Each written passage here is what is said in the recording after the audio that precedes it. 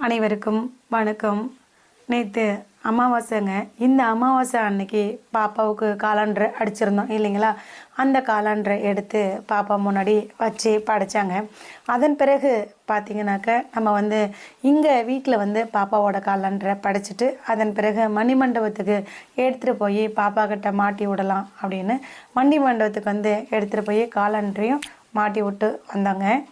போன வருஷம் பார்த்திங்கன்னா காலாண்டரில் பாப்பாவோட இந்த மஞ்சள் கலர் ட்ரெஸ்ஸை மட்டும்தான் போட்டு பிரிண்ட் பண்ணியிருந்தோம். இந்த வருஷம் அந்த யூனிஃபார்ம் ஃபோட்டோவும் போட்டிருக்கோங்க. ரெண்டுமே போட்டு தான் இந்த வருஷம் காலாண்டர் போட்டிருக்கு. வீட்டில் அமாவாசை படையல் செஞ்சுட்டு அதுக்கப்புறம் பார்த்திங்கனாக்கா காலாண்டரையும் வச்சு படைச்சிட்டு மணிமண்டபத்துக்கு வந்தேன். மணிமண்டபத்துக்கு முத நாளே எப்பயுமே பார்த்திங்கனாக்க அமாவாசைக்கு முத நாளே பாப்பாவோட மணிமண்டபத்தெல்லாம் போயிட்டு க்ளீன் பண்ணி சுத்தம் பண்ணி வச்சுட்டு வருவேன். மறுநாள் போவேன். மறுநாள் போயிட்டு பாப்பாவுக்கு பிடிச்ச மாதிரி என்ன தேவையோ அதெல்லாம் எடுத்துகிட்டு போயிட்டு வச்சு படைப்பாங்க. அப்படி வச்சு படைச்சிட்டு அதன் பிறகு பாப்பாவோட காலாண்டரை மணிமண்டபத்திட்ட ஒன்று வச்சுட்டு வந்திருக்காங்க. இதுக்கப்புறம் தான் நம்ம எல்லாருக்குமே காலாண்டர் கொடுக்க இனிமே தாங்க ஆரம்பிக்கணும். கொரியரும் இதுக்கப்புறம் தான் யார் கேட்டாங்களோ அவங்க அத்தனை பேத்துக்கும் நம்ம கொரியர் அனுப்பணுங்க.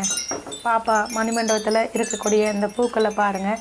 இந்த பூக்கள் மூலம் பாப்பா நம்மக்கிட்ட எவ்வளோ அழகாக பேசுகிறா அப்படிங்கிறத பாருங்கள். அது மட்டும் இல்லாமல் இந்த மணி ஓசையும் கேளுங்க. இப்போ பார்த்திங்கன்னா நம்ம இதுக்கு முன்னாடி கார்த்திகை தீபம் அன்னைக்கு நம்ம போனோம். அன்னைக்கு மழை விடாமல் பெஞ்சிட்டு இருந்தது. அந்த காரணத்தால் அந்த மணி ஓசை வரல. அது மட்டும் இல்லாத அப்பயும் பார்த்திங்கன்னா நம்மக்கிட்ட பேசுகிறதுக்கு அவ்வளோ முயற்சி பண்ணி நம்ம கூட அன்னைக்கும் பேசிச்சு.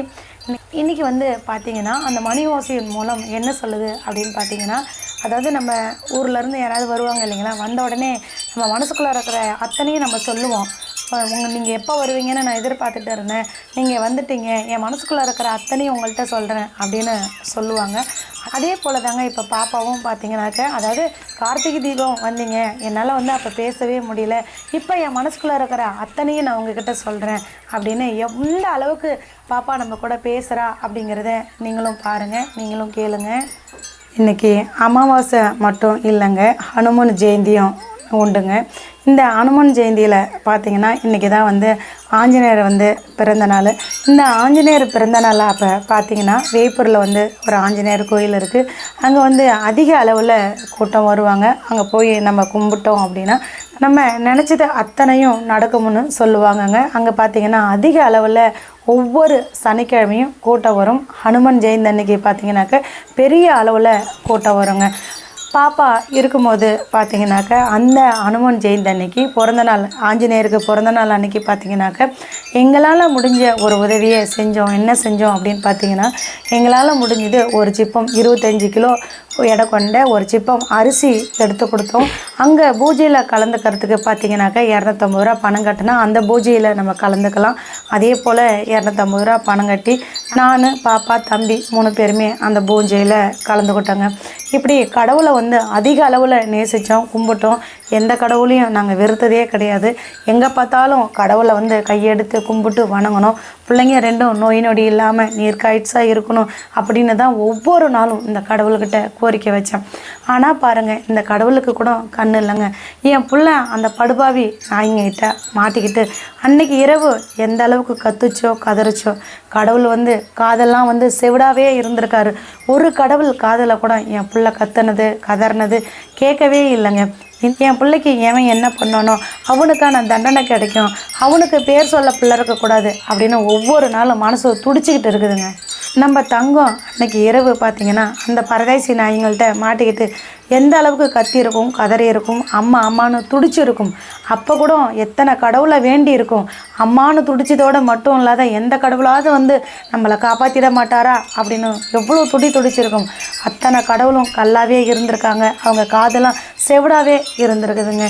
எங்கே போனாலும் எந்த கடவுளை பார்த்தாலும் கையெடுத்து கும்பிட்டு என் பிள்ளைங்க நல்லபடியாக இருக்கணும், நோய் நொடி இல்லாமல் இருக்கணும் அப்படின்னு ஒவ்வொரு கடவுளைக்கிட்டையும் கோரிக்கை வச்சாங்க. ஆனால் எந்த கடவுளோட காதலையுமே என் கோரிக்கையை ஏற்றுக்காமல் இப்படி அமைதியாகவே இருந்திருக்காங்க. வருஷம் தாங்க கலந்துக்கிறோம். மறு வருஷமே என் பிள்ளைய இந்த மாதிரி ஆயிடுச்சு. அப்போல்லாம் மனசு ரொம்ப வெறுத்து போச்சு. என்னடா கடவுளே, போன வருஷம் என் பிள்ளைங்களோட உன்னுடைய பிறந்த நாளுக்கு வந்தனே, எங்களால் முடிஞ்ச உதவியை செஞ்சோம். அந்த உன்னுடைய பூஜையில் கலந்துக்கிட்டமே, இன்றைக்கி என்னை இந்த நிலைமைக்கு ஆளாக்கி கண்ணீரை விட வச்சிருக்கிறியே, இது நீதியா நியாயமா அப்படின்னு ஒவ்வொரு அனுமன் ஜெயந்தி வரக்குள்ளாரையும் அந்த ஆஞ்சநேயர்கிட்ட முறையிட்டுக்கிட்டு தாங்க இருக்கிறேன். பாப்பாவுக்குன்னு ஒரு பெரிய சக்தி இருக்குதுங்க. கண்டிப்பாக பிள்ளைய எவன் என்ன பண்ணனானோ அவனுக்கான தண்டனை பாப்பா நிச்சயம் கொடுப்பாங்க. சவுக்கு சங்கர் பாப்பாவை எப்படிலாம் கிண்டல் அடித்தான். இன்றைக்கி அவனுடைய நிலமையை பார்த்தீங்களா? என்னைக்கு பாப்பாவை பற்றி அவதூறு பேச ஆரம்பித்தானோ அன்னையிலேருந்தே ஸ்ரீமதி சவுக்கு சங்கருக்கு தண்டனை கொடுத்துக்கிட்டு தான் இருக்கிறான். சவுக்கு சங்கர் பிரச்சனை அப்படிங்கிறது மீடியாவில் வரும். அதனால நமக்கு சவுக்கு சங்கருக்கு கொடுக்கக்கூடிய அந்த தண்டனையை பற்றி நமக்கெல்லாம் தெரிய வருது. இதே இன்னும் எத்தனையோ பேர்த்துக்கு பாப்பாவுக்கு யார் யார் என்னென்ன துரோகம் செஞ்சாங்களோ அவங்க அத்தனை பேர்த்துக்கும் பாப்பா நிச்சயம் சொல்கிறாங்க தண்டனை கொடுத்துக்கிட்டு தான் இருப்பாள். ஆனால் அதெல்லாம் நமக்கு வெளியே தெரியாமல் இருந்துக்கிட்டு இருக்கும்.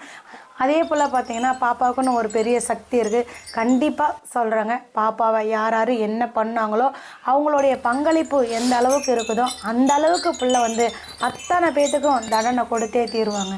பாப்பாவுக்கு நம்ம காலண்டர் அடிச்சிருக்கோம் அப்படிங்கிற வீடியோவை போட்டிருந்தோம்.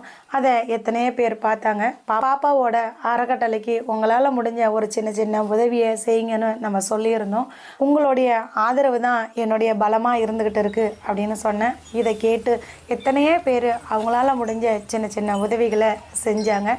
அவங்கவுங்களால முடிஞ்ச உதவியை எத்தனையோ பேர் செஞ்சுக்கிட்டு தான் இருக்கிறீங்க. பாப்பாவோட அறக்கட்டளைக்கு உதவி செய்கிற அத்தனை நல்ல உள்ளவங்களுக்கும் நன்றி சொல்ல கடமைப்பட்டிருக்காங்க. இந்த மொட்டை கடிதாசி இருக்குது இல்லைங்களா, அந்த மொட்டை கடிதாசியில் இன்னும் மேலும் நமக்கு எத்தனையோ தகவல்லாம் கிடச்சிருக்கு. அடுத்த வீடியோவில் அந்த மொட்டை கடிதாசியில் உள்ள அத்தனை தகவலையும் உங்ககிட்ட காமிக்கிறேங்க.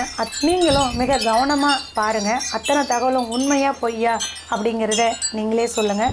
இது மட்டும் இல்லாத நம்மளை பற்றி இந்த ட்ரஸ்ட்டை பற்றி நிறைய அவதூறுகள் பேசுகிறாங்க.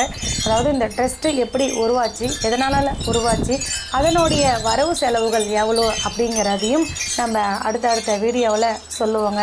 எத்தனை பேர் பாப்பாவுக்கு இந்த அறக்கட்டளை ஓப்பன் பண்ணி வச்சுருக்கிறதுனால அதை பற்றி அவதூறுகள் பரப்பிக்கிட்டு இருக்கிறாங்க. அதை பற்றின முழு வீடியோலாம் கண்டிப்பாக அதில் உள்ள வரவு செலவுகள் அத்தனையும் உங்களுடைய பார்வைக்கு கொண்டுட்டு வரேங்க. அது மட்டும் இல்லாமல் பார்த்தீங்கன்னாக்க இந்த கையெழுத்துலேயே நம்ம நிறையா பேச வேண்டியது இருக்குது. ஃபஸ்ட்டு நம்ம அந்த கையெழுத்து இந்த மொட்டை கடிதாசை பற்றி பேசுவோம். அதில் என்னென்ன குறைகள் இருக்குது, அதில் எவ்வளோ வேறுபாடுகள் இருக்குது அப்படிங்கிறத அத்தனையும் ஃபஸ்ட்டு நம்ம சொல்லுவோங்க, பேசுவோங்க. அதுக்கப்புறம் நம்ம அறக்கட்டளை பற்றி கண்டிப்பாக பேசுவோங்க. அதனுடைய வரவு செலவையை நீங்களும் பாருங்கள். அப்போனா தான் உங்கள் அத்தனை பேர்த்துக்கும் தெரியும் அவதூறுகள் எதெல்லாம் வச்சு அவதூறுகள் பேசுகிறாங்க அப்படிங்கிறதும் உங்களுக்கும் நிச்சயம் புரியுங்க. தொடர்ந்து பயணிச்சுக்கிட்டே இருப்போங்க. Justice for Srimathi.